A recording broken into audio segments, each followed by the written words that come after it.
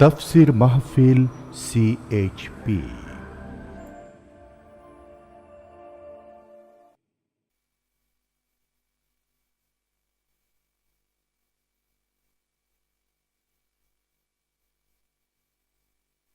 أعوذ بالله من الشيطان الرجيم بسم الله الرحمن الرحيم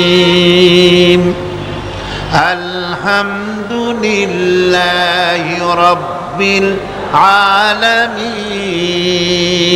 সবাই পড়েন আলহামদুলিল্লাহি রাব্বিল আলামিন আর রহমানির রহিম মালিকি ইয়াউমিদ্দিন ইয়্যাকা না'বুদু ওয়া ইয়্যাকা নাস্তাঈন ইহদিনাস সিরাতাল মুস্তাকিম صراط الذين أنعمت عليهم غير المغضوب عليهم ولا الضالين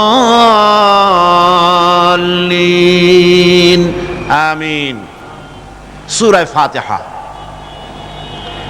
কোরআনে কারীমের সর্বপ্রথম একটি পূর্ণাঙ্গ সূরা যেটি সেই সূরাটির নাম হচ্ছে সূরা ফাতিহা। এর আগে যত সূরা নাজিল হয়েছে রাসূল করিম সাল্লাল্লাহু আলাইহি সাল্লামের কাছে তা ছিল 10 আয়াত 20 আয়াত 30 আয়াত এরকম করে করে, কিন্তু পূর্ণাঙ্গ সূরা হিসাবে হুজুরের কাছে প্রথম যে সূরাটি নাজিল হয় সেই সূরাটির নাম হচ্ছে সূরা ফাতিহা। আর এই ফাতিহার এটা গ্রন্থের প্রারম্ভিকা হিসাবে রাখা হয়েছে বলে এই সূরাটির নাম হচ্ছে আল ফাতিহা, সূরাতুল ফাতিহা অথবা ফাতিহাতুল কিতাব, যার সাহায্যে কোনো জিনিসকে উদ্বোধন করা হয়, শুরু করা হয়, সেটার নাম হচ্ছে ফাতিহা। সূরা ফাতিহার একটা নাম না, বরং এর অনেকগুলি নাম আছে। সূরা ফাতিহার কম বেশি 22টি নাম পাওয়া যায়, আবার তাফসিরে রুহুল মানিতে এর 40টি নাম বলা হয়েছে। সূরা ফাতিহা অত্যন্ত ফজিলতপূর্ণ একটি সূরা, বরকতপূর্ণ সূরা। এই সূরাটির এক নাম হচ্ছে ফাতিহাতুল কিতাব, মানে হচ্ছে কোরআন কুঞ্জিকা, কোরআনের চাবি অথবা কোরআন প্রারম্ভিকা। এটাকে বলা হয়েছে উম্মুল কিতাব, কোরআনের কিতাবের মা। তো মা মানে কোরআন শরীফের পেটে সূরা ফাতিহা হয়েছে তা না। আরবিতে শব্দের অর্থ হচ্ছে কেন্দ্র, সেন্টার, আসল। এই জন্যে মক্কা শরীফকে বলা হয়, কোরআনে কারীম মক্কা শরীফকে বলেছে কি উম্মুল কোরা, গ্রামসমূহের মা। সারা পৃথিবীর সমস্ত জায়গা থেকে, শহরগঞ্জ গ্রাম থেকে লোকেরা এখানে এসে একত্রিত হয়, সেজন্য এটার নাম রাখা হয়েছে উম্মুল কোরা। আবার সেনাবাহিনীর পতাকাকে বলা হয় উম্মুন, তার মানে হচ্ছে সমস্ত সেনাবাহিনী এই পতাকার ছায়াতলে ঐক্যবদ্ধ হয়, একত্রিত হয়, সেজন্য সেই পতাকার নাম হচ্ছে উম্মুন। অনুরূপভাবে গোটা কোরআনে কারীমের মধ্যে যা কিছু আছে তা সূরা ফাতিহার ভিতরে কেন্দ্রীভূত করা হয়েছে বলে এটার নাম হয়েছে উম্মুল কিতাব। এটার নাম হয়েছে সূরাতুর রাস। রাস শব্দের অর্থ হচ্ছে মগজ। মগজ হচ্ছে মাথার কেন্দ্রস্থল, আর গোটা কোরআনে কারীমের কেন্দ্রস্থল হচ্ছে সূরা ফাতিহা।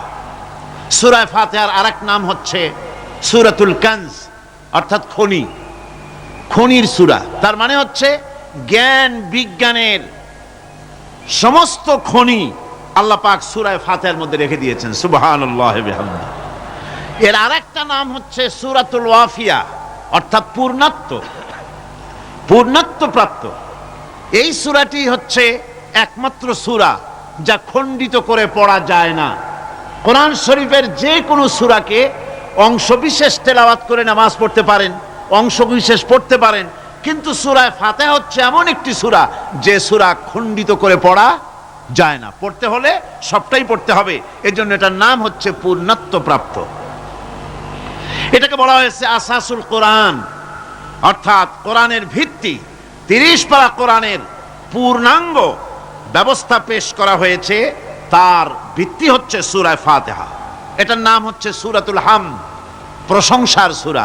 যেহেতু সূরা ফাতিহায় আল্লাহর প্রশংসা দিয়ে ভরা, এই জন্য এটার নাম হচ্ছে সূরাতুল ফাতিহা।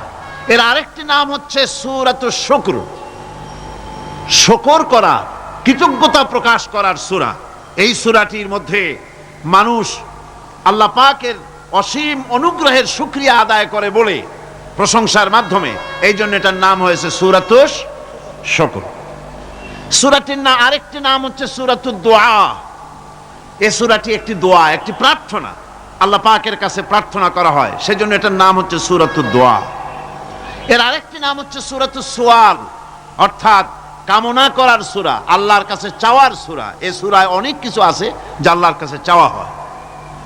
এই সূরাটি, এর আরেকটি নাম হচ্ছে সূরাতুশ শিফা, অর্থাৎ প্রতিষেধক, রোগ ব্যাধি ইত্যাদি মুক্ত হওয়ার জন্য। সূরা ফাতিহা আপনারা আল্লাহর ওলিদের কাছে, ওলামাদের কাছে যে যান, পানি নিয়ে, তেল নিয়ে, কালো জিরা নিয়ে, ওনারা যা পড়ে ফু দেন, সেই গোপন কথাটা বলে দেই, সেটা হচ্ছে সূরা ফাতিহা। সূরা ফাতিহা কোন কিতাবে মুফাসসিরিন ইকরাম লিখেছেন, মুহাদ্দিসিনরা লিখেছেন যে দুরারোগ্য ব্যাধি, কোন ওষুধে ভালো হচ্ছে না, প্রতিদিন 40 বার করে সূরা ফাতিহা পড়ে পানিতে দম করে ফজরের পরে 41 দিন যদি এভাবে সেবন করে, সেই দম করা পানি দুরারোগ্য ব্যাধিও আল্লাহ পাক ভালো করে দিবেন। সুবহানাল্লাহ বিহামদি। এটা হচ্ছে সূরাতুশ শিফা। এটাকে বলা হয় সূরাতুস সালাত। নামাজ হবেই না সূরা ফাতিহা ছাড়া, নামাজ সূরা ফাতিহা ছাড়া হবে না। এই জন্য লা সালাতা লিমান লাম ইয়াকরা বিফাতিহাতিল কিতাব, হাদিস শরীফে এসেছে সূরা ফাতিহা ছাড়া নামাজ শুদ্ধ হবে না, নামাজ জায়েজ হবে না। সেই জন্য এটার নাম হচ্ছে সূরাতুস সালাত। কোরআনে কারীমের এই সূরাটি, এটাকে হযরত পীর সাহেব কেবলা একটি আয়াত তেলাওয়াত করে বলেছেন সাবউল মাসানি। এটা হচ্ছে নিত্য পাঠনীয় সপ্তবাক্য, যে 60টি বাক্যকে সব সময় পড়া লাগে। তার মানে হচ্ছে যে ব্যক্তি নামাজ পড়ে 5 ওয়াক্ত, 24 ঘন্টার ভিতরে সূরা ফাতিহা একেবারে কম করেও যদি হয়, তাহলে 40 বার এই সূরা 24 ঘন্টায় নামাজি ব্যক্তিকে পড়তে হয়। এই জন্য সবসময় পাঠনীয় এই সূরাটি। সূরাটি মোট অক্ষর সংখ্যা হচ্ছে 113, শব্দ সংখ্যা হচ্ছে 25টি। এটি হচ্ছে সূরা ফাতিহা। একটি রুকু, 60টি আয়াত। নাজিলের অবতীর্ণ হওয়ার স্থান হচ্ছে মক্কা আল মুকাররমা। রাসূল করিম সাল্লাল্লাহু আলাইহি ওয়াসাল্লামের মক্কি জিন্দেগিতে সূরাটি অবতীর্ণ হয়। শুরু হচ্ছে সূরা ফাতিহা। আলহামদুলিল্লাহি রাব্বিল আলামিন। সূরা ফাতিহা আমি বলি এটি যেন একটি অভিনন্দন পত্র। এটি কি? অভিনন্দন পত্র। বান্দা দিচ্ছে তার রবকে, রবের ভাষায় শেখানো অভিনন্দন পত্র বান্দা তার রবকে প্রকাশ করছেন, দিচ্ছেন। অভিনন্দন পত্রে 3টা জিনিস থাকে, আপনারা লক্ষ্য করে শুনলে বুঝতে পারবেন ইনশাআল্লাহ। একবার ভাবুন যে কত বড় কথা, 30 পারা কোরআনের মধ্যে যা আছে তার সবটা আল্লাহ পাক তার সারাংশ সূরা ফাতিহায় ঢুকাইছেন। তাহলে এটা জিনিসটা কি, এটা বুঝতে হবে এবং সেই ধরনের অন্তর নিয়ে, মন নিয়ে বসতে হবে আর বুঝতে চেষ্টা করতে হবে। আমি ধীরে ধীরে আপনাদের সামনে পেশ করব ইনশাআল্লাহ, বিইজনিল্লাহ, বিমাশিয়াতিল্লাহ, বিফদলিল্লাহ। সূরা ফাতিহার মধ্যে আমি বলেছি এটা একটি অভিনন্দন পত্রের মতো। কিরকম? অভিনন্দন পত্রে 3টা জিনিস থাকে। কয়টা জিনিস থাকে? 3টা।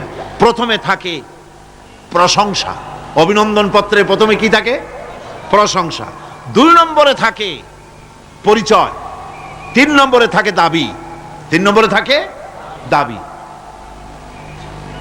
প্রথমেই দাবি করা হয় না, এটা ঠিক না। প্রথমেই প্রশংসা। সমস্ত অভিনন্দন পত্র আপনারা দেখবেন, মন্ত্রী আসুক, প্রেসিডেন্ট আসুক, অভিনন্দন পত্র পেশ করা হয়, সুন্দর ভাষায় লেখে, হে সংগ্রামী জননায়ক, গরিবের বন্ধু, জাতির কিছু একটা, এইভাবে করে বহুত প্রশংসা করে তারপরে তার নাম খুঁজে পাওয়াই মুশকিল প্রশংসার ঠেলায়। আপনার আগমনী বার্তায় আমাদের এই চট্টগ্রামের আকাশ বাতাস মুখরিত, আবাল বৃদ্ধ বনিতা আনন্দে উদ্বেলিত, কে কি করবে দিশে করতে পারছে না, এরকম প্রশংসা।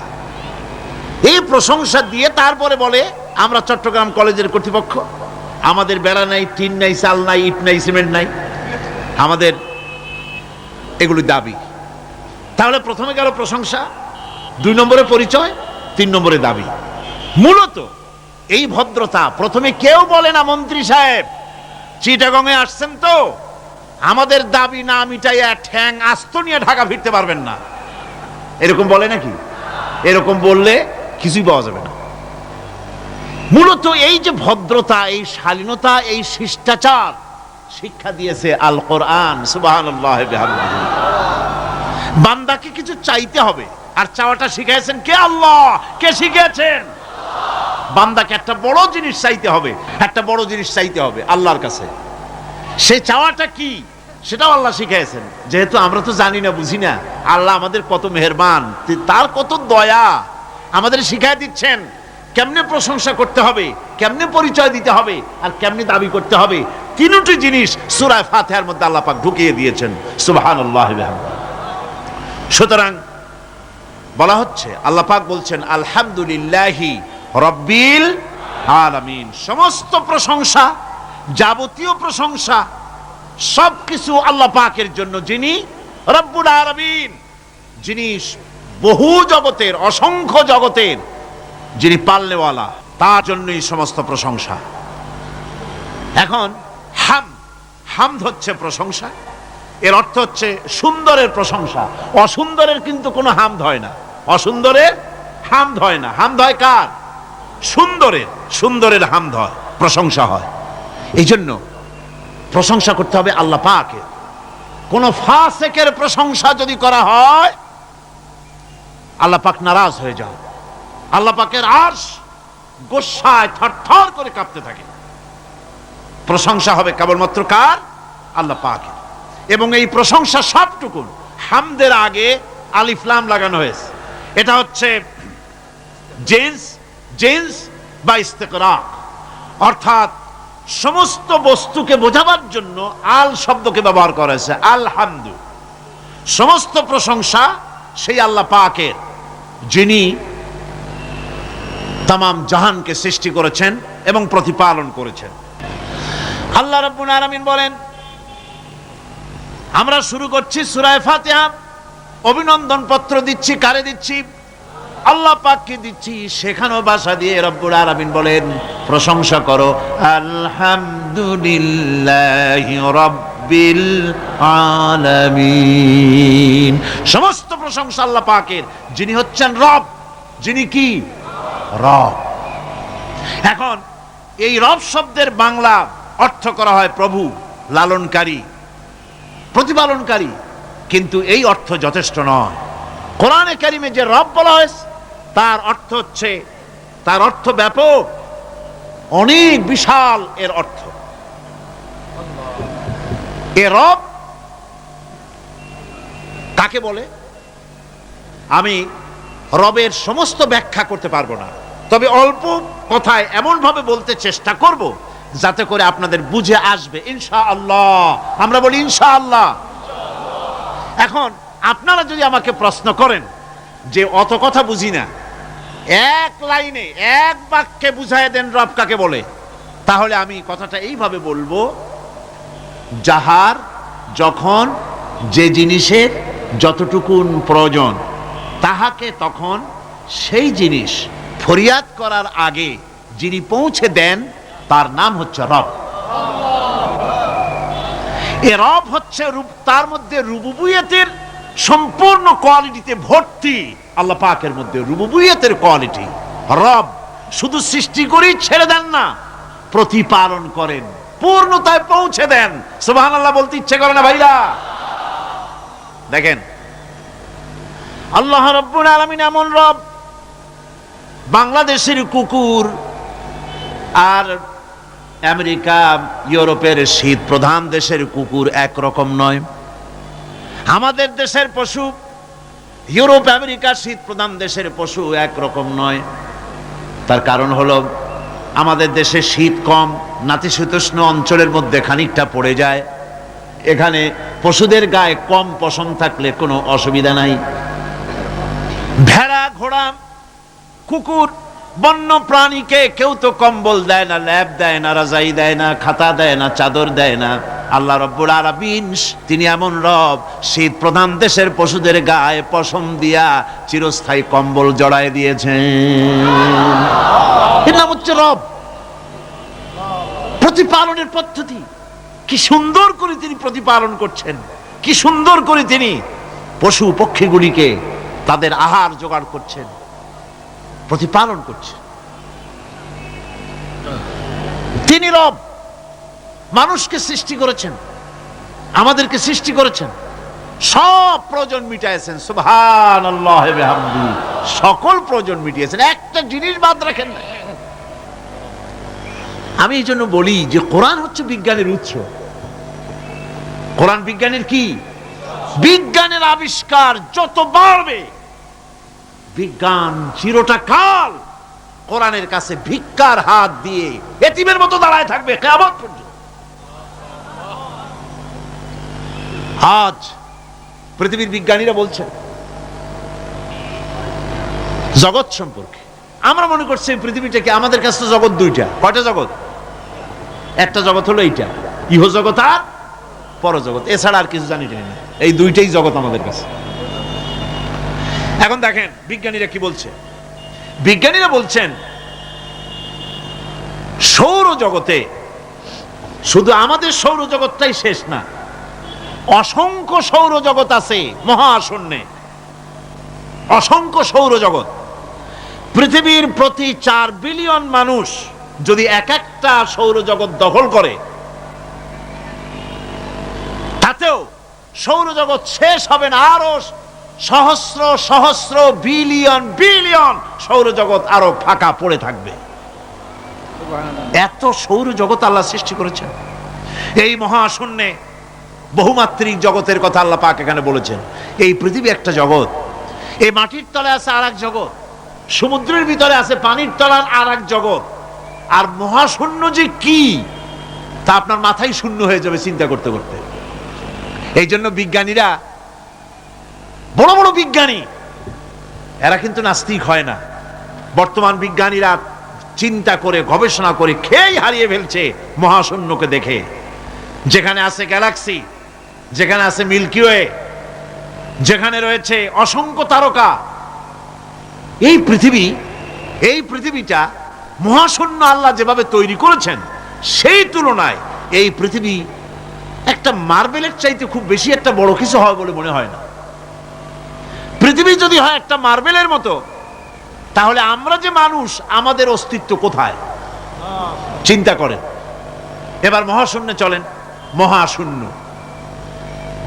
সে কি বিশাল মহাশূন্য। একটা তারকা থেকে আর একটা তারকায় যদি যেতে হয়, তাহলে সহস্র সহস্র বিলিয়ন বছরের দরকার হবে। কি বছর? এ দুনিয়ার বছর না, আলোকবর্ষ, লাইট ইয়ার। আলো চলে প্রতি সেকেন্ডে কত? 1,86,000 মাইল। এই 1,86,000 মাইলের সেকেন্ড, এর মিনিট, এর ঘন্টা, এর দিন, এর মাস, এর বছর, এই আলোকবর্ষ।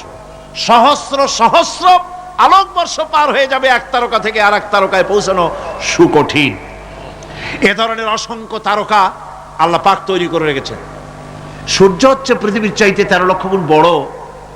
এরকম সূর্য বিজ্ঞানীরা এখন বলছে, আগে বলতো 1 কোটি সূর্যের চাইতে বড় তারকা, এখন বলতেছে এই রকমের পৃথিবীর চাইতে 13 লক্ষ গুণ বড় যে সূর্য, এরকম 3 কোটি সূর্য খাইয়ে ফেলাইতে পারে।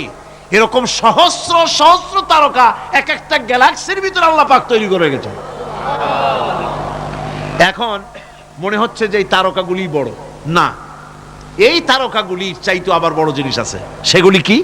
সেটাকে বলা হয় ব্ল্যাক হোল। সেটাকে বলা হয় ব্ল্যাক হোল, অন্ধকার কূপ। ব্ল্যাক হোল আবার ম্যানহোল বুঝবেন না, কিন্তু ম্যানহোলের ঢাকনা চুরি হয় যেমন।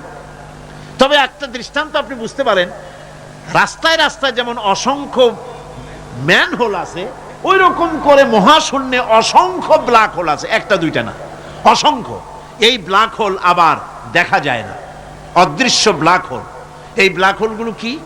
এগুলি কোরআনে কারীমের মধ্যে আল্লাহ পাক বলেছেন, ফালা উকসিমু বিমাওয়াকিন নুজুম, ফালা উকসিমু বিমাওয়াকিন নুজুম, শপথ সেই পতন স্থানের যেখানে নক্ষত্র সমূহ ধ্বংস হয়ে যায়, ধ্বংসপ্রাপ্ত হয়, কসম সেই স্থান সমূহের। সুবহানাল্লাহ। এই অন্ধকার কূপের, এই অন্ধকূপের কসম করছেন আল্লাহ পাক। সেই অন্ধকূপটা কি? সেই ব্ল্যাক হোলটা কি? সেই ব্ল্যাক হোল হচ্ছে ওই যে তারকার কথা বললাম, যে সূর্য খাইতে পারে, 3 কোটি সূর্য খাইতে পারে, এই রকমের তারকাগুলি ঘুরতে ঘুরতে কোনো এক কারণে যখন সে ব্ল্যাক হোলের রেঞ্জের মধ্যে এসে যায়, তখন ব্ল্যাক হোল ওকে এমন ভাবে চুষে হজম করে ফেলে, যেমন বাচ্চা চকলেট চুষা খাইয়া ফেলায়, এরকম ব্ল্যাক হোলগুলি অত বড় তারকাগুলি খাইয়া চুষা শেষ করে ফেলে দেয়। সুবহানাল্লাহি বিহামদিহি। বিজ্ঞানীরা বলেছেন, আমাদের এই পৃথিবীটা, আল্লাহ না করুন কখনো, এই পৃথিবীটা যদি কোনো ব্ল্যাক হোলের আওতায় পড়ে, ওর রেঞ্জে আসে, তাহলে মাত্র 2 সেন্টিমিটারের মধ্যে পৃথিবীটা তার ঘনত্ব লাভ করে ব্ল্যাক হোলের মধ্যে অদৃশ্য হয়ে যাবে, হারায় যাবে, অস্তিত্ব থাকবে না। আল্লাহ পাক, আশ্চর্য লাগে আমার, বিজ্ঞানের বইপত্র যখন পড়ি আমার কাছে আশ্চর্য লাগে, 1400 বছর আগে নবী কোন বিজ্ঞানাগারে পড়াশোনা করেন নাই, কোন সায়েন্স নিয়ে রিসার্চ করেন নাই, সেই নবীর মুখ থেকে এমন বিজ্ঞানময় কোরআন আল্লাহ বের করালেন, যে আজকের পৃথিবীর মডার্ন যুগের বিজ্ঞানীরা কোরআনের কাছে এতিম হয়ে দাঁড়ায় আছে। পৃথিবীর কোন বিজ্ঞানী বলতে পারবে না যে কোরআনে কারীমের অমুক আয়াতটা আনসাইন্টিফিক, এটা হাদিস আমাদের বিজ্ঞানের সাথে মিল খায় না, এমন কথা বলতে পারবে না। বরং কোরআন সার্টিফাই করবে তোমার এই বক্তব্য, তোমার এই থিওরি মোস্ট আনসাইন্টিফিক, কোরআন বলবে। ওরা বলতে পারবে না যে আয়াতটা আনসাইন্টিফিক। সুতরাং কোরআন হচ্ছে মহান বিজ্ঞানময়, কোরআন হচ্ছে আল্লাহ পাকের দেওয়া এক মহান বিধান, যে কোরআনের কারণে আল্লাহ পাক আমাদেরকে হেদায়েত দান করেছেন। সুতরাং এই কোরআন হচ্ছে, কোরআনের মধ্যে যা আছে, গোটা কোরআনে যা আছে সব সূরা ফাতিহা আছে। সুবহানাল্লাহি বিহামদিহি। আল্লাহ পাক বলছেন, আলহামদুলিল্লাহি রাব্বিল আলামিন। মুহাব্বতের সাথে পড়েন সবাই, আলহামদুলিল্লাহি রাব্বিল আলামিন। সমস্ত প্রশংসা, যাবতীয় প্রশংসা সে আল্লাহ পাকের, যিনি তামাম জাহানের পালনেওয়ালা রব। আল্লাহ পাক তার কাছে যখন বান্দা আলহামদুলিল্লাহি রাব্বিল আলামিন বলে, তখন প্রশ্ন হয় যে তার যার প্রশংসা তুমি করছো, তোমরা করছো, তার কি আরো কোনো গুণকীর্তন আছে নাকি? আমরা বলি আর রহমানির রহিম, তিনি পরম দাতা এবং দয়ালু। রহমান এবং রহিম দুটি হচ্ছে সমঅর্থবোধক, প্রায় কাছাকাছি অর্থবোধক শব্দ। অসীম মেহেরবান এবং বিশেষ করুণাময় তিনি, যিনি রহমান এবং রহিম। রহমান রহিম আল্লাহ পাকের দুটি গুণবাচক নাম। রহমান অপেক্ষা রহিম অপেক্ষা রহমান, এটা হচ্ছে বেশি ব্যাপক অর্থবোধক, যার জন্য তাফসীরে বলা হয়েছে আর রহমানু যুর রাহমাতিশ শামিলা বিজামিল খালায়েক ফিদ দুনিয়া ওয়াল মুমিনিনা ফিল আখিরাহ। অর্থাৎ রহমান তিনি, যিনি এমন রহমতের মালিক যা বিশেষত গোটা বিশ্বের সমস্ত মানুষের জন্য প্রযোজ্য। আর রহিম হচ্ছে শুধু কিয়ামতের দিন পৃথিবীতে রহমান তিনি দয়াবান পৃথিবীর সমস্ত মানুষের জন্য, এবং কিয়ামতে শুধু মুমিনদের জন্য। রহমান কিয়ামতে শুধু মুমিনদের জন্য। আর রহিম হচ্ছে আর রহিম যুর রাহমাতি শামিলা লিল মুমিনিনা ইয়াউমিল কিয়ামা। রহিম হচ্ছে শুধুমাত্র কিয়ামতের দিন আল্লাহ রাব্বুল আলামিন শুধু মুমিন লোকদের জন্য এই বিশেষ দয়া কিয়ামতের দিন করবেন। এখন রহমান হচ্ছেন পৃথিবীর সমস্ত মানুষের জন্য, সমস্ত প্রাণীর জন্য। তার দান থেকে কেউ বঞ্চিত থাকবে না, সকলের জন্য তার দানের দরজা অবারিত, উন্মুক্ত। এই পৃথিবীর বুকে আমরা দেখতে পাই মানুষ তার বন্ধুদেরকেই দেয়, শুধু সরকার হোক আর সাধারণ মানুষ হোক, আপনজনদেরকে নিজের দলকেই বেশি দেয়। কথা ঠিক কিনা? নিজের দলের প্রতি, আত্মীয় স্বজনের প্রতি স্বজন প্রিয়তা মানুষের শরীরের ভিতরে রোগ হিসাবে কাজ করে, আর এভাবে করে নিজের দল আর আত্মীয় স্বজনকে বেশি করে সুযোগ সুবিধা দেয়। শত্রুকে কেউ দেয় না, শত্রুকে কেউ ডেকে ডেকে কোনো জিনিস দিতে চায় না বা দেয় না। আল্লাহ রাব্বুল আলামিন এমন রহমান, এমন দয়াবান, এমন মেহেরবান, যারা তার ইবাদত করে, যারা তাকে স্বীকার করে, আল্লাহ বলে তাকে যারা সেজদা দেয়, আল্লাহ পাক তাদেরকেও দেন। আর যারা আল্লাহকে অস্বীকার করে, আল্লাহ রাব্বুল আলামিনকে মানে না, তার গুণাবলী কি স্বীকার করে না, তার অস্তিত্ব স্বীকার করে না, তারপরেও আল্লাহ রাব্বুল আলামিন কোন নাফরমান বান্দাকেও রহমত থেকে বঞ্চিত করেন না। সে যেই হোক, বেনামাজি হোক, মুরতাদ হোক, নাস্তিক হোক, তারপরে আল্লাহর অনুগ্রহ থেকে সে বঞ্চিত থাকে না। কথা ঠিক কিনা? বরং এটাই আমরা দেখি, নামাজি, দিনদার, পরেজগার মানুষ তার বরং কম থাকে, সে বরং কম পায়। বাড়ি নাই, ঘর নাই, কলকারখানা নাই, আর নামাজ রোজা করে না, হজ যাকাত করে না, আল্লাহর সাথে বিরোধিতা করে, আল্লাহরে মানেই না, বলে দেয়ার ইজ নো গড, স্রষ্টা বলতে কেউ নাই। এই ড্রিঙ্ক অ্যান্ড বি মেরি, এই হচ্ছে তাদের থিওরি, তাদের দর্শন, তাদের ফিলসফি। এই জাতীয় লোকগুলি বরং দেখা যায় তারা ক্ষমতা পায়, বাড়ি হয়, গাড়ি হয়, কল হয়, কারখানা হয়, সম্মান পায়। এটা কেন? এর কারণ হচ্ছে আল্লাহ রাব্বুল আলামিন এই পৃথিবীর কোনো মূল্য দেন না।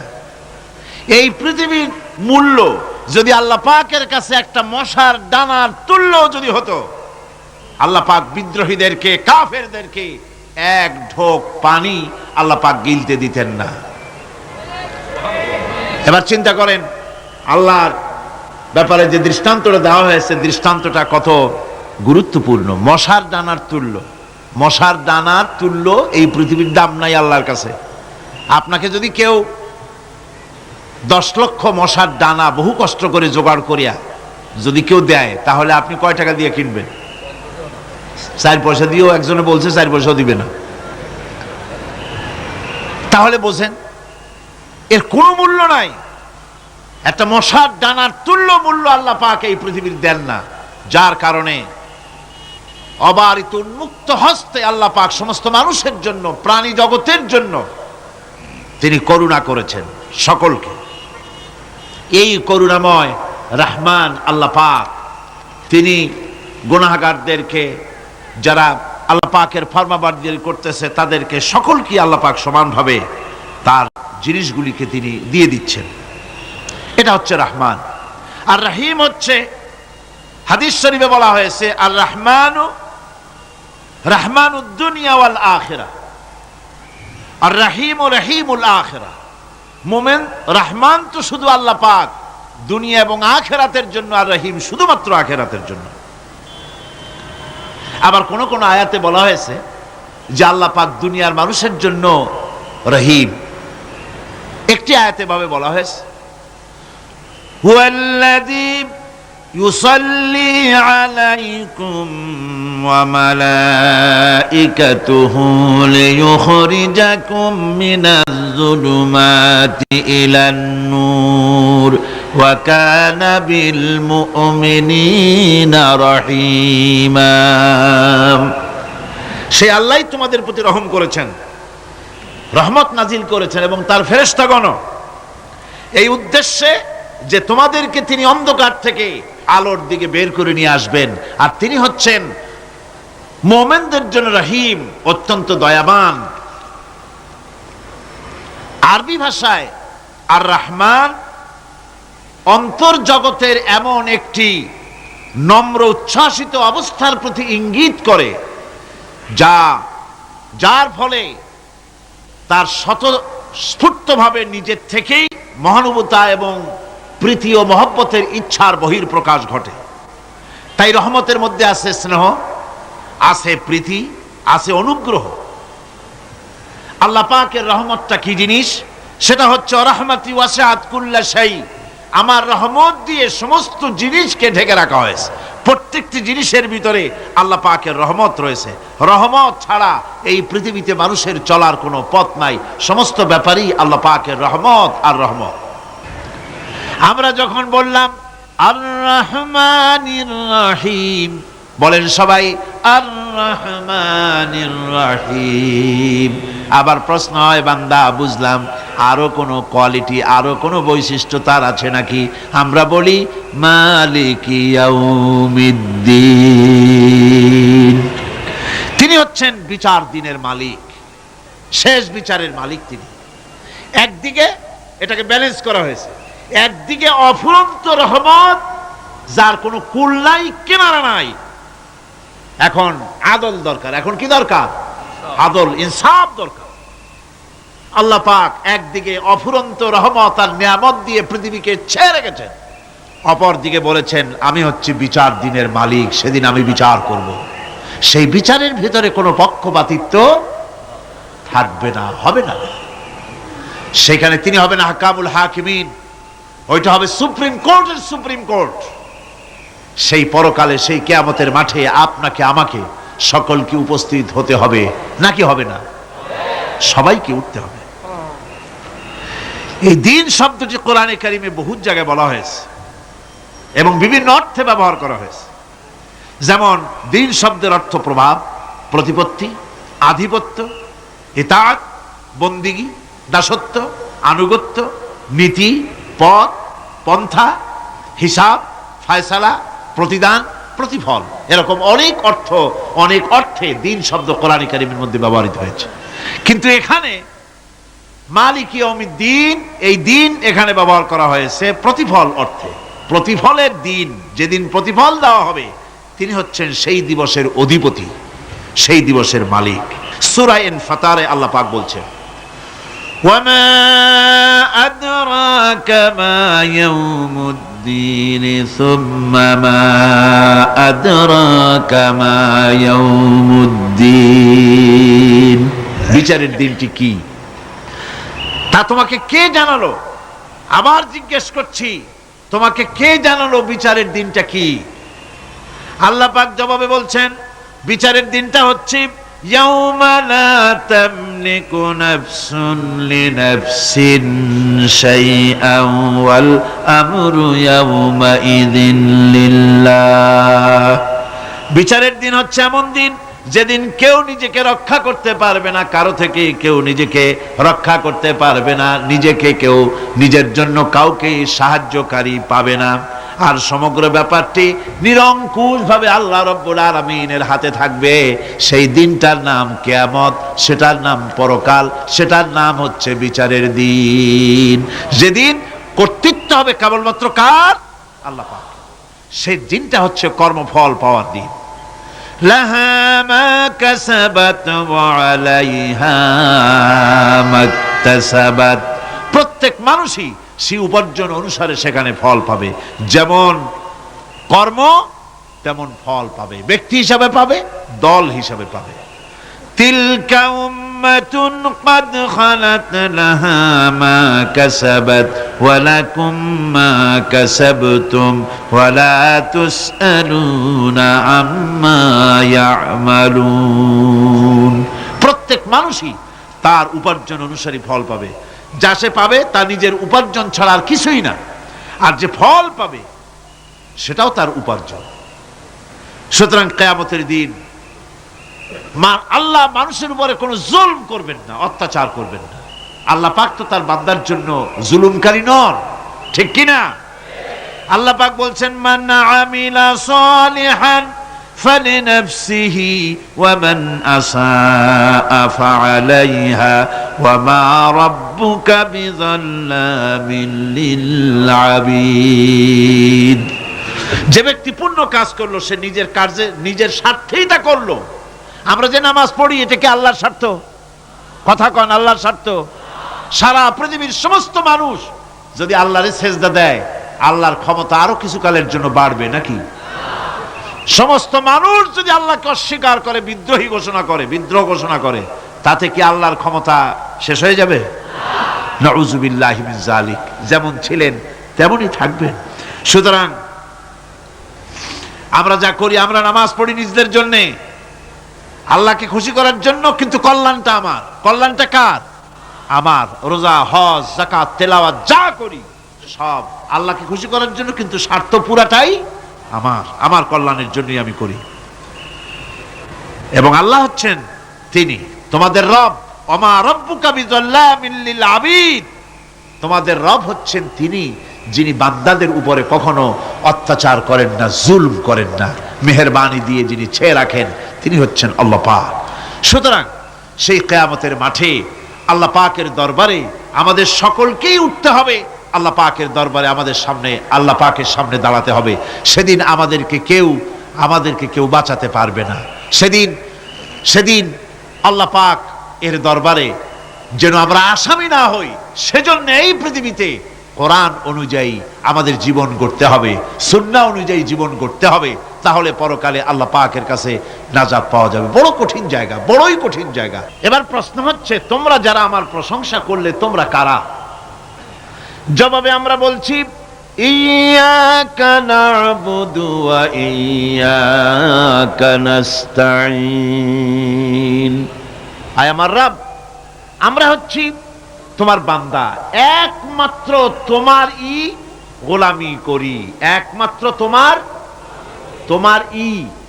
একমাত্র তোমারই ইবাদত করি। আর কারো ইবাদত, এই শব্দটা লাগাইলে কি বোঝা যায়? যে আর কারো করি না, একমাত্র তোমারই ইবাদত করি, আর একমাত্র তোমারই কাছে সাহায্য প্রার্থনা করি। ইয়্যাকা না'বুদু ওয়া ইয়্যাকা নাস্তাঈন। আল্লাহ রাব্বুল আলামিন আমাদেরকে সৃষ্টি করেছেন আসলে এইটার জন্য। সৃষ্টি করেছেন কিসের জন্য? কোরআনে কারীমের মধ্যে আল্লাহ রাব্বুল আলামিন বলেন, ওয়ামা খালাকতুল জিন্না ওয়াল ইনসা ইল্লা লিয়াবুদুন।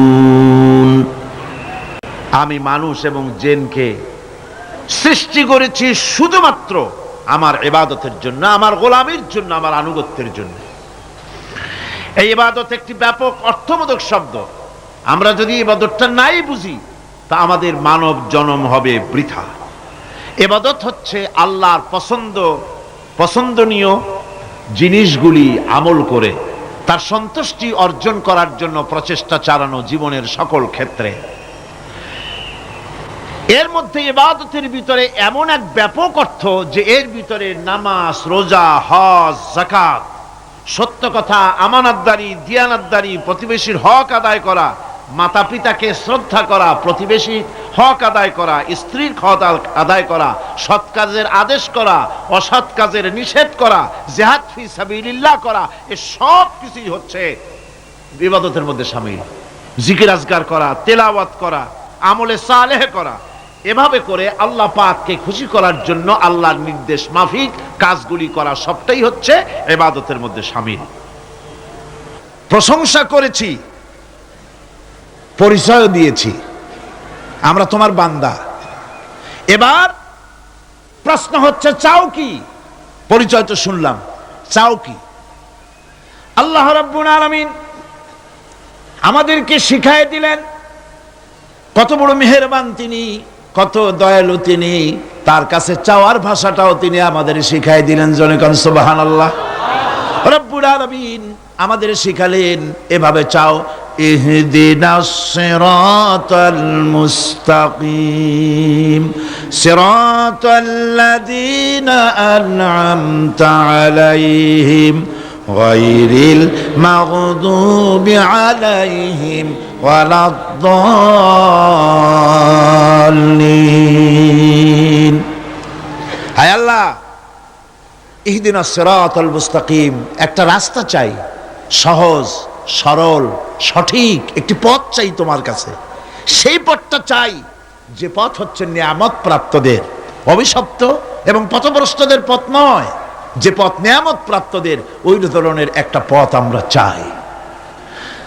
পথ দেখাবার মালিককে কোরআনে কারীম বলছে, আল্লাহ রাব্বুল আলামিন বলেন, ওয়া আলাল্লাহি কাসদুস সাবিলি ওয়া মিনহা জাইরুন ওয়ালাউ শাআ লাহাদাকুম আজমাইন। ওয়া আলাল্লাহি কাসদুস সাবিল, সোজা রাস্তা বলে দেওয়ার দায়িত্ব আমি আল্লাহর। সোজা রাস্তা বলে দেওয়ার দায়িত্ব কার?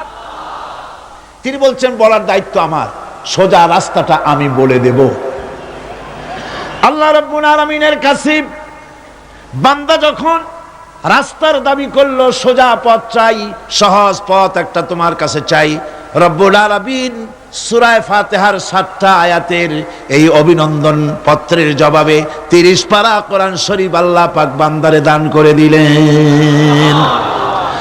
জবাবে বলে দিলেন, ওয়া আনি'বুদুনি হাযা সিরাতুম মুস্তাকিম। সোজা রাস্তাটা হলো আমার আনুগত্য, আমার গোলামি, আমার দাসত্ব, এটাই হলো সোজা রাস্তা। এই সোজা রাস্তাটা আমি বলবো।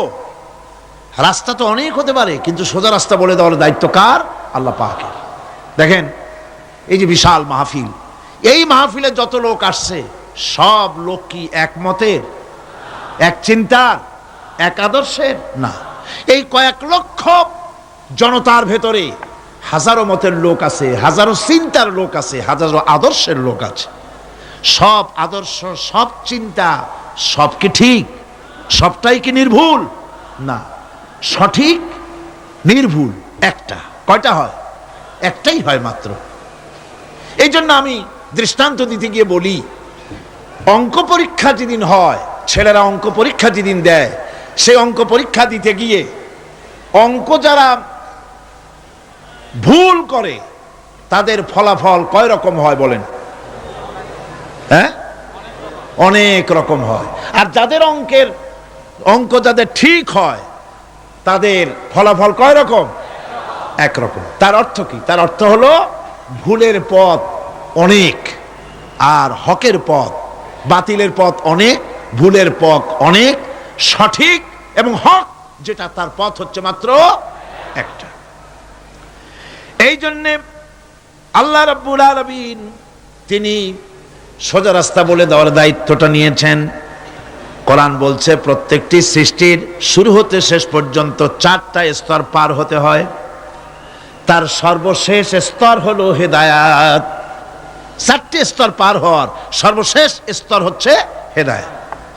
আল্লাযী খালাকা ফাসাওয়া ওয়াল্লাযী কাদ্দারা ফাহাদা। তিনি সকল বস্তুকে সৃষ্টি করেন এবং তারপর তার পরিমাপ, তার কর্মপথ, তার হেদায়েত তিনি দিয়ে দেন। তার মানে হচ্ছে তিনি সৃষ্টি করেন, সামঞ্জস্য রাখেন, পরিমাপটা ঠিক করেন এবং পথের নির্দেশ দেন। সৃষ্টি করেই ছেড়ে দেন না, তার হেদায়েত দিয়ে দেন। তার পরিমাপটা ঠিক করেন, সামঞ্জস্য করেন। কিরকম? দেখুন, আপনি যখন দাঁড়ান তখন আপনার পায়ের উপরে, হাঁটু থেকে হাঁটুর নিচের যে অংশটা পা পর্যন্ত, ওইটারে কি কয়? পা, নলা। এই তো ঠিক বলছেন, নলা। আপনারা আমাকে সাহায্য করবেন যেখানে আমি আটকে যাই। নলা। এই নলাটা পায়ের সেন্টারে যদি রাখা হতো, বোঝেন ভালো করে, পায়ের সেন্টারে এই জায়গাটা, এটা ধরুন পা, এই জায়গাটায় যদি হতো পায়ের নলাটা, হয় সিতায় পড়তেন না হয় ফুটোয় পড়তেন। আল্লাহ পাক বলছেন শুধু সৃষ্টি করি না, সামঞ্জস্য এবং পরিমাপ ঠিক করি। মাপ মতো পাটা সামনে গোড়ালির কাছে নলাটা বসায় দেওয়া হয়েছে, যাতে আপনি চিত না হন, বুটো হয়ে না পড়েন। সুবহানাল্লাহ কইতে ইচ্ছা করে না? এই নলাটা যদি আঙ্গুলের দিকে আসতো আর পাটা যদি পিছনের দিকে বেশি অংশ থাকতো, যতই সামনে হাঁটতেন ততই পিছনে চলে যেতেন। ভূত নাকি, ভূতের পা থাকে নাকি পিছনের দিকে, বলে লোকেরা, আমি দেখি দেখি নেই। ভূত নাকি সামনে আগাতে গেলে পিছনে চলে যায়। এ পায়ের সামঞ্জস্যটা, অনেক কথা বলবো না, দুই একটা দৃষ্টান্ত দেব, তাতেই বুঝে ফেলবেন। আল্লাহ পাক বলেন শুধু সৃষ্টিই করি না, তার সামঞ্জস্য এবং পরিমাপকে ঠিক করে দেই। মুরগির বাচ্চা ডিমের থেকে বেরোয় তারে যদি ওর মায়ের শুদ্ধ যদি আপনি ফালায় দেন, পানির মধ্যে ডুবে মরে যাবে। আর ওর মার চিৎকারের চোটে সারা গ্রামের মানুষ এক জায়গায় হবে। আর হাঁসের ডিম থেকে বাচ্চা বেরোলে সেই বাচ্চা আর মা বাবা দুজনকেই ফালায় দেন পানির মধ্যে, সাঁতরায় উঠে আসবে, ঠিক কিনা? কে শিখালো সাঁতার? কে শিখালো? শুধু সৃষ্টিই করেন না, আল্লাহ পাক সৃষ্টি করেন, সামঞ্জস্য এবং পরিমাপকে ঠিক করেন এবং তাকে পথের নির্দেশ দেন। এটা হলো সর্বশেষ, সৃষ্টি করে ছেড়ে দেন না। যেমন কোরআনে কারিমে হযরত ইব্রাহিম আলাইহিস সালাম তিনি তার সম্প্রদায়ের সাথে যে কথোপকথন করেছিলেন, বিষয়টি আল্লাহ পাক কোরআনে কারিমের মধ্যে কোট করে দিলেন। এই হেদায়েতের বিষয় সেখানে আছে বলে আল্লাহ পাক বিষয়টা কোরআনে জায়গা করে দিলেন। وَإِذْ قَالَ إِبْرَاهِيمُ لِأَبِيهِ وَقَوْمِهِ إِنَّنِي بَرَاءٌ مِّمَّا تَعْبُدُونَ إِلَّا الَّذِي فَطَرَنِي فَإِنَّهُ سَيَهْدِينِ। ইব্রাহিম আলাইহিস সালাম তার পিতা এবং তার গোত্রকে বললেন, তার সম্প্রদায়ের লোকদেরকে, নিঃসন্দেহে আমি মুক্ত, আমি পবিত্র। তোমরা যেসব জিনিস দিয়ে যেসব এর ইবাদত করো, গোলামি করো, আনুগত্য করো, আমি তার থেকে পবিত্র। আমি তো শুধু ইবাদত করি, গোলামি করি সেই স্রষ্টার, যিনি আমাকে সৃষ্টি করেছেন। আমার সম্পর্ক শুধুমাত্র সেই সত্তার সাথে যিনি সৃষ্টি করেছেন। আল্লাযী খালাকানি ফাহুয়া ইয়াহদিন, যিনি আমাকে সৃষ্টি করে শুধু সৃষ্টি করেন নাই, আমাকে হেদায়েত দিয়েছেন, আমাকে পথের দিশা দিয়েছেন। ওয়াল্লাযী হুয়া ইউতঈমুনি ওয়া ইয়াসকিন, যিনি আমাকে সৃষ্টি করেছেন তিনি হেদায়েত দিয়েছেন, আর আমি যখন তৃষ্ণার্ত হই তিনি আমাকে পান করান, আমি যখন ক্ষুধার্ত হই তিনি আমাকে আহার দেন। ওয়া ইযা মারিতু ফাহুয়া ইয়াশফিন, আর যখন অসুস্থ হই তখন তিনি আমাকে রোগ মুক্ত করে দেন। সুবহানাল্লাহি ওয়া বিহামদি। তাহলে কি হলো? অর্থাৎ যে প্রতিপালক, তার প্রতিপালন পদ্ধতি আমার সকল প্রয়োজন মিটান, যিনি আমাকে পান করান, আহার করান, অসুস্থ হলে যিনি আমাকে সুস্থ করেন। হেদায়েতের কামটা তিনি আরেকজনের জন্য রাখেন নাই, তিনি আমার হেদায়েতের ব্যবস্থাও করেছেন। ভাইরা আমার, আল্লাহ রাব্বুল আলামিন শুধু সৃষ্টি করেন নাই, সৃষ্টি করে হেদায়েত দিয়েছেন, মানুষকে হেদায়েতের রাস্তা বলে দিয়েছেন। সঠিক পথ কোনটি সেই পথের কথাও তিনি পরিষ্কার করে বলে দিয়েছেন। এই জন্য আল্লাহ পাক বলেন, কোরআন মাজিদ হেদায়েতকে বিরাট দান বলে ঘোষণা করেছে। মানুষের জন্য যে হেদায়েত আল্লাহ দিয়েছেন তা সবচাইতে বড় দান। জোরে কোন সুবহানাল্লাহ। ইন্না খালাকনাল ইনসানা মিন নুতফাতিন আমশাজিন নাবতালিহি ফাজআলনাহু সামিআম বাসীরা। আমি মানুষের মিলিত শুক্রর দ্বারা, নুতফা দিয়ে আমি মানুষ সৃষ্টি করেছি এবং তাকে একে একে বিভিন্ন স্তর পার করেছি। তাকে শ্রবণ শক্তি দিয়েছি, তাকে দর্শন শক্তি দিয়েছি। ইন্না হাদাইনাহুস সাবিলা ইম্মা শাকিরান ওয়া ইম্মা কাফুরা। নিশ্চয়ই আমি তাদেরকে তাদের কর্মপন্থা প্রদান করেছি, আমি তাদেরকে হেদায়েত দিয়েছি। চলার পথের দিশা দিয়েছি। এখন ইচ্ছে করলে সে কৃতজ্ঞ হতে পারে, ইচ্ছে করলে অকৃতজ্ঞতার পথও অবলম্বন করতে পারে। আমি তাকে হেদায়েত দিয়ে দিয়েছি, পথ দেখিয়ে দিয়েছি। ডান এবং বাঁ দুটি রাস্তা আল্লাহ পাক দেখিয়ে দিয়েছেন। আসহাবুল ইয়ামিন, আসহাবুল শিমাল, একটা ডানপন্থী আর একটা বামপন্থী। আমাদের দেশে কিছু লোক আছে নাম মুসলমান, কিন্তু বলে যে আমরা বামপন্থী আন্দোলন করি, অথচ সমস্ত ডানপন্থীদের জায়গা হবে জান্নাতে যদি জান্নাতের আমল করতে পারে। ডানপন্থীদের নেতা হচ্ছেন দুনিয়ার সমস্ত পয়গম্বরেরা, আর বামপন্থীদের নেতা হলো শয়তান। বামপন্থীদের নিয়ে শয়তান যাবে কিয়ামতে জাহান্নামে। আল্লাহ পাক রাস্তা বলে দিয়েছে। আল্লাহ রাব্বুল আলামিন বলেন, আলাম নাজআল লাহু আইনাইনি ওয়া লিসানান ওয়া শাফাতাইন ওয়া হাদাইনাহুন নাজদাইন। আমি কি তোমাদের দুটি চক্ষু দেই নাই, দেখার জন্য দুটো চোখ দেই নাই? আমি কি তোমাদেরকে কথা বলার জন্য দুটো ঠোঁট দেই নাই? এরপরে আমি কি তোমাদেরকে ভালো মন্দ বোঝার জন্য আমি কি হেদায়েত দেইনি? ভালো মন্দ সবটা বোঝার জন্য আমি তোমাদেরকে হেদায়েত দিয়েছি। সুতরাং এই হেদায়েতের রাস্তা ছেড়ে দিয়ে তোমরা নিজেদেরকে গোমরাহির মধ্যে ডুবিয়ে দিও না। আমার দেওয়া হেদায়েতের রাস্তায় নিজেদেরকে পরিচালিত করার জন্য প্রচেষ্টা করো। সিরাতাল মুস্তাকিম, এজন্য মডেল দরকার। কার অনুসরণ করব? আল্লাহ পাক শিখায় দিলেন, সিরাতাল্লাযীনা আন'আমতা আলাইহিম। পড়েন সবাই, সিরাতাল্লাযীনা আন'আমতা আলাইহিম গায়রিল মাগদুবি আলাইহিম ওয়ালাদ-দাল্লিন। আয় আল্লাহ, অনুগ্রহপ্রাপ্ত দল, সেই রাস্তা অনুগ্রহপ্রাপ্তদের রাস্তা চাই। তোমার মনোনীত ব্যক্তি অনুগ্রহপ্রাপ্ত যারা, তাদের পথ অনুসরণ করতে চায়। এই অনুগ্রহপ্রাপ্ত দল কারা সে কথা কোরআন শরীফে বলা হয়েছে।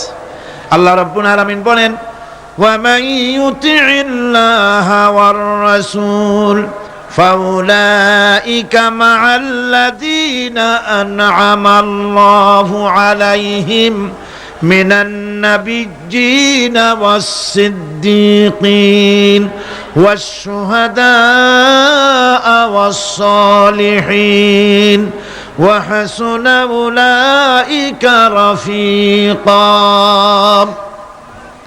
আর যে ব্যক্তি আল্লাহ এবং রাসূলের আনুগত্য স্বীকার করলো, নিঃসন্দেহে সে অনুগ্রহপ্রাপ্তদের সঙ্গী হলো। সেই অনুগ্রহপ্রাপ্ত কারা? নবীয়িন। 4 শ্রেণীর লোক। কয় শ্রেণী? বলেন সবাই, কয় শ্রেণী? নবীয়িন, সিদ্দিকিন, শুহাদা, সালিহিন। এই 4 শ্রেণীর লোক হচ্ছে আল্লাহ পাকের অনুগ্রহপ্রাপ্ত লোক। কোন আলহামদুলিল্লাহ। এরাই হলো অনুগ্রহপ্রাপ্ত দল। এখন নবী কারা? নবী হচ্ছেন যারা নাকি আল্লাহ পাকের কাছ থেকে ওহী প্রাপ্ত হয়েছেন, নিখিল মানুষের চিরন্তন শান্তি এবং কল্যাণের জন্য আল্লাহ পাকের নিকট থেকে সত্যের বিধান লাভ করেছেন। তারাই হচ্ছেন নবী, যারা আল্লাহ পাকের কাছ থেকে ওহী প্রাপ্ত হয়েছেন। আর নবীরা হচ্ছেন মাসুম, নবীরা হচ্ছে বেগুনাহ। নবীদের কোনো ভুল নাই, নবীদের কোনো গুনাহ নাই। কোন সুবহানাল্লাহ। এই পৃথিবীর মধ্যে সুপার কোয়ালিটির মানুষ, সর্বশ্রেষ্ঠ মানুষ কারা? নবীরা। সর্বশ্রেষ্ঠ মানুষ কারা? এখানে আবার এক শ্রেণীর লোকেরা বলে যে নবীরে মানুষ কওয়া যাবে না। আছেন এমন লোক, নবীরে মানুষ কওয়া যাবে না। কেন? কেন? নবীর সম্মান কত। আচ্ছা, নবীরে মানুষ বলবো না তো বলবোটা কি? নবীরা কি ফেরেশতা? যদি ফেরেশতা বলি তাহলে কি নবীদের মর্যাদা বাড়ানো হলো? বলেন আপনারা, বাড়ানো হলো? তাহলে নবীদেরকে কি বলবো? তারা কি জিন? যদি জিন বলি তাহলে তাতে কি মর্যাদা বাড়বে? সবচাইতে মর্যাদা বেশি কার? মানুষের। সুতরাং এক শ্রেণীর লোকেরা খামোখাই আলেম নামধারী লোক, অথচ নবীকে মানুষ বলতে রাজি না। কোরআনে কারীম সাফ করে আল্লাহ পাক পরিষ্কার করে বলেছেন, قل إنما أنا بشر مثلكم يوحى إلي أنما إلهكم إله واحد। নবী বলুন, আমি তোমাদের মতো মানুষ, আমার উপরে ওহী আসে। ইন্নামা আনা বাশারুম মিসলুকুম, তোমাদের মতো মানুষ।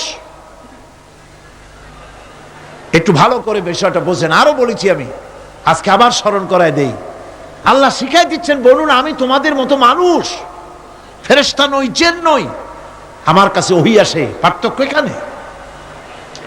তবে আরো পার্থক্য আছে, সেটা হচ্ছে আমরা হচ্ছি সাধারণ মানুষ, নবীরা হচ্ছেন অসাধারণ মানুষ। সুবহানাল্লাহ। আমরা হচ্ছি মানব, রাসূল আল্লাহর পয়গম্বররা হচ্ছেন মহামানব। কথা বুঝে আসছে? তার মানে হলো আমরা সাধারণ মানুষ। সাধারণ মানুষেরা গুনাহ করতে পারে, ভুল করতে পারে, সব রকমের গুনাহ করতে পারে। নবীরা কোনো গুনাহ করতে পারেন না। আল্লাহ পাক তাদের দিয়ে গুনাহ করান না। আল্লাহ পাক ফেরেশতা দিয়ে, আপন কুদরত দিয়ে নবীদেরকে হেফাজত করেন। সুবহানাল্লাহ। সুতরাং এই কথা বিশ্বাস করতে হবে, সমস্ত নবীরা হচ্ছেন মানুষ। নবীদের আদর্শই কেবলমাত্র আদর্শ, সেই আদর্শকেই গ্রহণ করতে হবে, তাকেই একমাত্র নেতা হিসাবে গ্রহণ করতে হবে। আমার নেতা বলতেও রাজি না। মুশকিল কি এক জায়গায়? কয় যে নেতা বলা যাবে না। কেন? কয় যে ওই যে মানুষেরা বলে, স্লোগান দেয়, আমার নেতা, তোমার নেতা, অমুক তমুক, হ্যান ত্যান। তো এগুলির সাথে নবীরে মিশানো এটা ঠিক না। তাছাড়া নবীরে নেতা কব না, কবটা কি? নবী কি হয় নেতা হবে, না হয় অনুসারী হবে, এর বাইরে তো কিছুই নাই। হয় ইমাম, না হয় মুক্তাদি। বাইরে কি? বাইরে তো নাই কিছু। সুতরাং নবী কি মুক্তাদি হবে? নবী কি অনুসারী হবে? নিশ্চয়ই হাজার বার নবী হচ্ছেন ইমাম, নবী হচ্ছেন নেতা। আমরা যখন আরবিতে বলি, ওনারা নিজেরাও আরবিতে বলেন, তখন কোনো আপত্তি হয় না। আল্লাহুম্মা সাল্লি আলা সাইয়্যিদিনা মুহাম্মদ। সাইয়্যিদিনা মানে হচ্ছে আমাদের লিডার, আমাদের নেতা। সাইয়্যিদিনা যখন বলে তখন আপত্তি করে না, কিন্তু আমাদের নেতা বললেই আপত্তি করেন। বাংলা ভাষা, বাংলাদেশি মানুষ হইয়া বাংলা ভাষার প্রতি এই গভীর জ্ঞান দেখলে দুঃখই হয়। বন্ধুগণ, মনে রাখতে হবে, নবী হচ্ছেন মাসুম, বেগুনাহ এবং নেতা। আর মুহাম্মদ সাল্লাল্লাহু আলাইহি ওয়াসাল্লাম হচ্ছেন বিশ্ব নেতা, এটা কোনো সন্দেহ নাই। এই নবীর অনুসরণ করতে হবে।